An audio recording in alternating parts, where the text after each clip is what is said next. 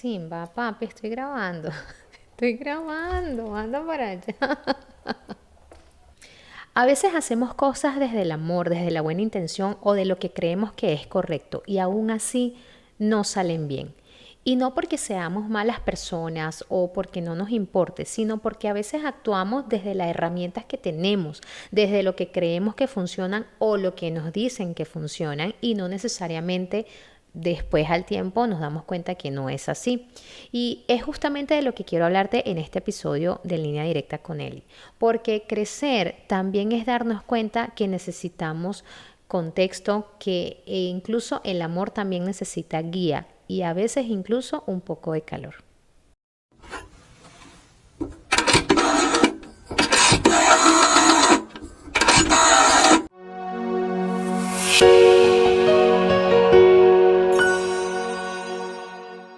Bienvenidos a un nuevo episodio de En Línea Directa con Eli. Quiero comenzar este episodio con una pequeña, bueno, no con una reflexión, quizás con una pregunta. Pregúntense cuántas veces han hecho un acto desde el amor, desde lo que creemos que está bien, desde el consejito de la abuelita y de la vecina que nos dijeron, mira, esto es excelente para tal cosa, y pues resultó que no era así.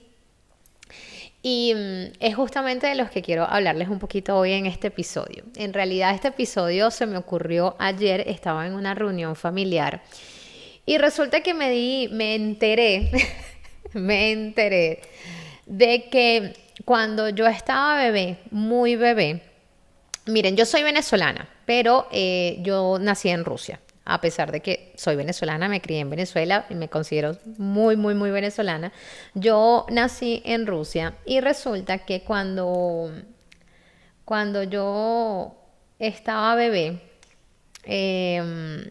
estando allá, mis papás me envolvían en unas mantitas, ¿no? En Rusia como que había mucho la costumbre de envolver a los bebecitos así en unas cobijitas y les quedaba como solamente la carita, ¿no? Así quedaban como quietecitos.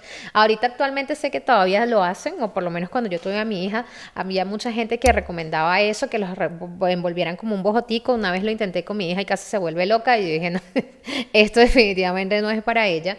Pero resulta que, bueno, eso me hacían a mí cuando yo estaba chiquita. Me ponían en el coche y me dejaban en el balcón en un invierno en San Petersburgo, que es bastante al norte. O sea, creo, San Petersburgo, si mal no recuerdo, colinda inclusive con Finlandia. Entonces el frío allá es bastante, bastante, bastante frío.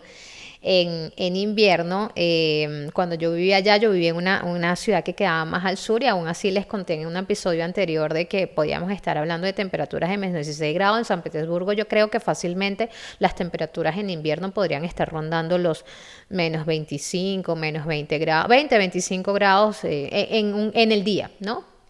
Pero bueno, resulta que a mí me envolvían en estas manticas, me ponían en mi coche y me dejaban en el balcón por 3 horas.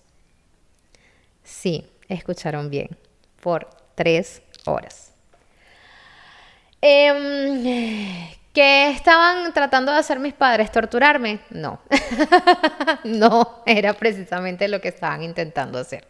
Resulta que por recomendaciones de los locales, no sé si de los mismos médicos, les decían que para que los niños se acostumbraran al frío, está en una técnica bastante buena, por decirlo así, como para que nos acostumbráramos al frío, como para que se nos terminaran de desarrollar los pulmones y que nos hiciera bien.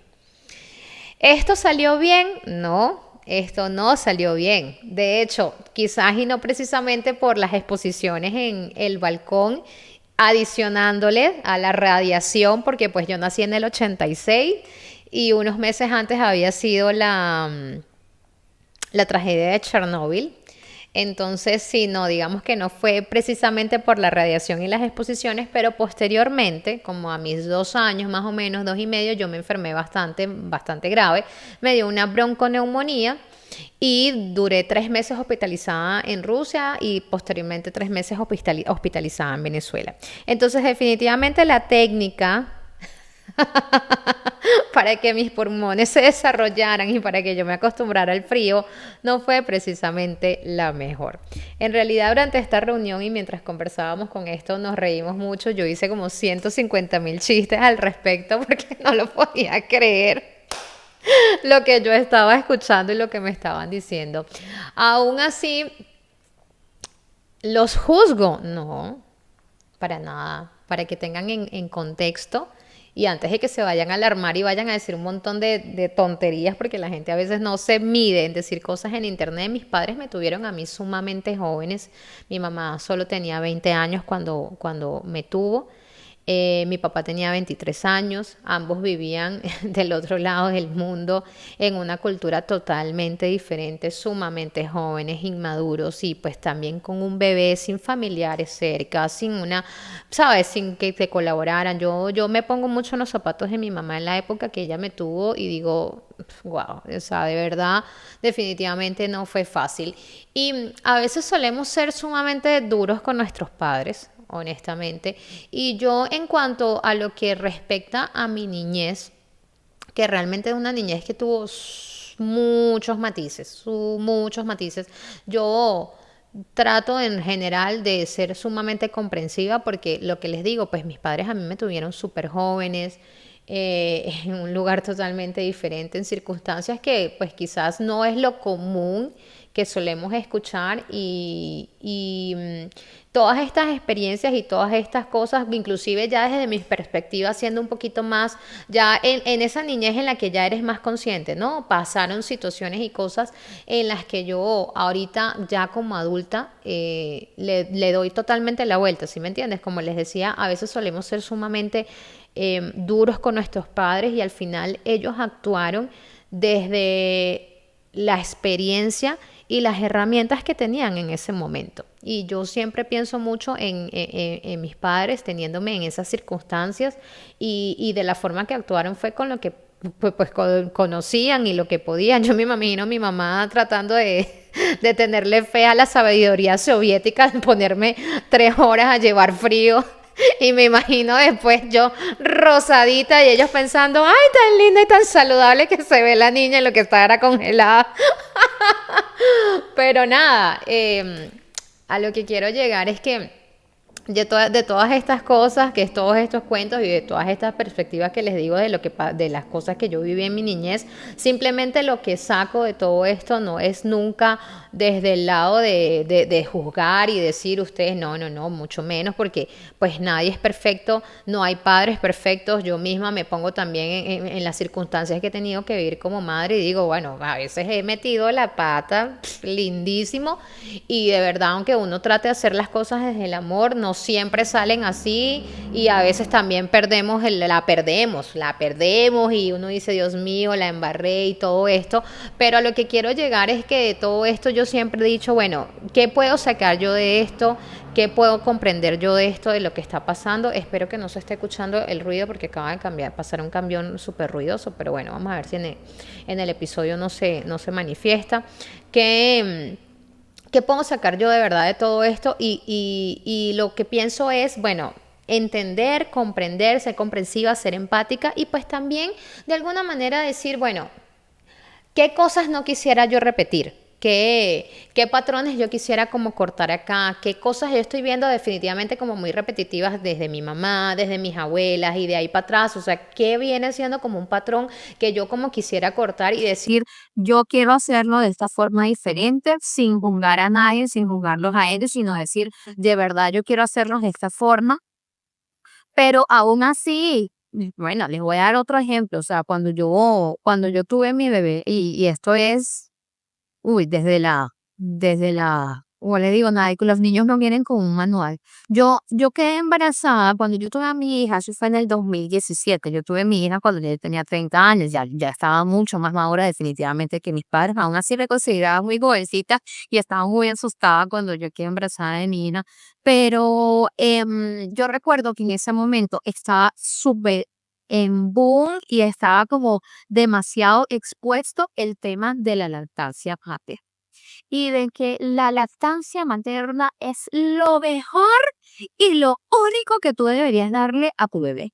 estoy de acuerdo, definitivamente es el mejor alimento que tú puedes darles a tus hijos, pero era una cosa así como que casi que satanizada el hecho, y en ese momento la exposición recuerdo que mucho en redes, en Instagram, en Twitter, en todas partes, era como satanizado el hecho de que tú fueras a darle otro alimento que no fuera la leche materna a tus hijos. Y acuerdo que yo, estando todavía embarazada, tuve una cita de control, y antes de que me pasaran con el médico, pues el enfermero me revisaba, me medía, me pesaba y todo este cuento. Y me acuerdo que yo teniendo una conversación con el enfermero, él tomándome unos datos y no sé qué, llegó y me preguntó, ¿y tú qué piensas? ¿Cómo piensas alimentar a tu bebé? Y entonces yo le contesté que pues en lo posible iba a darle pues leche materna. Y entonces recuerdo que este enfermero me dijo algo como, bueno, pues sí, es que la verdad es que todas las mujeres deberían darle leche materna a sus hijos, y la que no quiere darle leche materna a sus hijos es porque no quiere. Y en ese momento me empezó a echar un cuento de una doctora que había adoptado un niñito, y entonces él le ponía al niñito en la teta, y entonces el niñito chupaba, chupaba, chupaba, y al final entonces a la mujer le salió leche materna, y que fue una maravilla, fue todo maravilloso, espectacular, y de que la mujer le terminó dando leche al bebé y no sé cuánto, que no sé qué. Pero eso fue lo que él me dijo. Él me dijo exactamente estas palabras que recuerdo que me quedaron, y yo que tengo más mala memoria, ya se los he dicho en varios episodios. A mí esa vaina me quedó grabada de aquí a aquí. La mujer que no le quiere dar leche materna a sus hijos la mujer que no le da leche materna a sus hijos es porque no quiere. Y esa vaina me quedó aquí súper grabada. Cuando mi hija nació, resulta que mi producción era bastante pobre, pero eso no fue algo que yo comprendí enseguida. Ahí, o sea, los niños no vienen con un manual, uno se los pega y uno está esperando que ellos estén solucionando. Yo veía que a mí sí me salía leche, y entonces yo esperaba que lo que estuviera consumiendo era lo suficiente. No era sumamente claro el tema de cuando el bebé está lleno, cuando no está lleno. El médico me decía, bueno, deberías ponértela cada tanto, pero yo veía que la mía no quedaba suficiente con eso, y entonces cuando venía a ver, la niña estaba todo el día pegada en la teta. Yo no sabía identificar bien si la niña se estaba alimentando bien o no, y para no hacerles más largo el cuento, la vaina es que mi hija tuvo una pérdida de peso excesiva en un transcurso de 2 semanas. En 15 días mi hija perdió una cantidad de peso porque mi producción era sumamente pobre, y yo no entendía lo que estaba pasando. Y yo recuerdo que mi mamá me decía, Elizabeth, mi producción fue sumamente mala cuando tú naciste. A ti te amamantaba una vietnamita allá en San Petersburgo que era sumamente buena producción porque mi leche no era suficiente, o era como muy, como era que ella me decía, con que no sustentaba, era muy líquida, no me acuerdo de verdad. Y yo estaba mira, de verdad me tenían el cerebro tan jodido con el cuento de la leche materna. Y entonces yo preguntaba, yo investigaba, y por todas partes eran, no, tu bebé se está alimentando bien, siempre esté tomando leche materna, él está bien y él está feliz. Que yo le decía, mi mamá me decía, Elizabeth, tienes que comprarle fórmula a esa bebé. Y yo, no, mamá, yo le estoy dando leche materna, se supone que este es el mejor alimento de todos, y esto es lo que tiene que comer mi hija, no sé qué. Y llegó un punto, o sea, fue tanta la crisis en que, bueno, primero me reventó terrible, eso es otra historia. La niña perdió muchísimo peso, no dormía. Yo decía, llegó un punto en que yo decía, Dios mío, yo no sé nada de bebés, porque esa es la otra, uno no sabe absolutamente nada de bebés. Y yo decía, no sé nada de bebés, pero esta niña no duerme. Y lo único que yo sé de los bebés es que duermen un montón, y esta niña no duerme. Y cuando llegó un punto que yo recuerdo que duraban con 72 horas sin dormir, que yo casi me volvía loca. El papá de la niña, recuerdo que estaba comenzando, estaba trabajando, estaba muy nuevo en un trabajo, y yo lo llamaba desesperada, y le decía, esta niña no duerme, no sé qué voy a hacer. Llegó un punto en que yo dije, voy a llamar a un pediatra, en mi locura, en mis hormonas, en mi rollo, que la niña no duerme, que no paraba de llorar y no sé qué. Yo llamé a un pediatra, y cuando voy al pediatra, pues resulta que efectivamente la niña había perdido un montón de peso, y, coño, casi la mato de hambre. De hecho, eso fue lo que me dijo el pediatra. Entonces, imagínate una mujer con esa hormona como yo la tenía, que me dijeran eso. Yo recuerdo que estallé en llanto, y por mucho tiempo me sentí sumamente culpable de que yo no le pude dar el pecho exclusivamente como era lo que yo quería, y como a mí me metieron en la cabeza que debía ser. De hecho,